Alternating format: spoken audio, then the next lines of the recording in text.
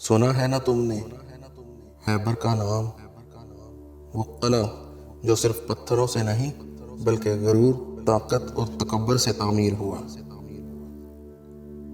اس کی دیواریں بلند تھیں، دروازے فولاد جیسے تھے، اور اندر چھپا بیٹھا تھا دشمن، غرور سے لبریز۔ صحابہ کرام نے باری باری قلعہ فتح کرنے کی کوشش کی، مگر خیبر کا فیصلہ ابھی باقی تھا۔ پھر وہ نورانی لمحہ آیا۔ نبی رحمت نے فرمایا، کل میں علم اس کو دوں گا جسے اللہ اور اس کا رسول محبوب رکھتے ہیں، اور وہ اللہ اور اس کے رسول سے محبت کرتا ہے۔ اللہ اس کے ہاتھوں فتح عطا فرمائے گا۔ سارا لشکر چمک رہا تھا، آنکھیں متلاشی تھیں، اور پھر صبح ہوئی۔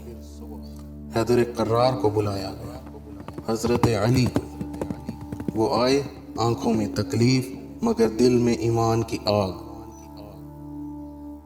رسول خدا نے اپنے لعاب دہن سے ان کی آنکھوں پر مسح کیا، اور وہ آنکھیں بینائی سے نہیں، نور بصیرت سے جگمگانے لگیں۔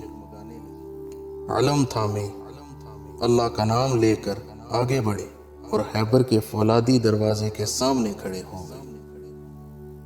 دشمن ہنس رہا تھا، کہتا تھا یہ قلعہ ہے، کھیل نہیں، کون ہے جو اسے ہلا سکے؟ مگر اسے کیا معلوم، آج دروازے کے سامنے کوئی انسان نہیں، علی کھڑا ہے، اللہ کا شیر۔ پھر وہ لمحہ آیا جس پر تاریخ بھی چکی۔ علی نے دروازہ اکھاڑ ڈالا، ایسا نہیں کہ جیسے کوئی تالا کھولا ہو، بلکہ ایسے جیسے تکبر کی گردن مروڑ دی ہو، اور فتح کی صدا بلند ہوئی۔ خیبر جھکا، ایمان سرخرو ہو گیا۔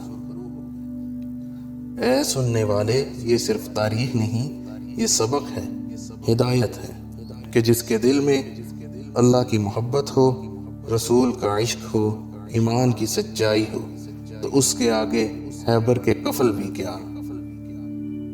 آج بھی دروازے گرانے ہیں، لیکن وہ دروازے نفس کے ہیں، تکبر، گناہ اور غفلت کے ہیں۔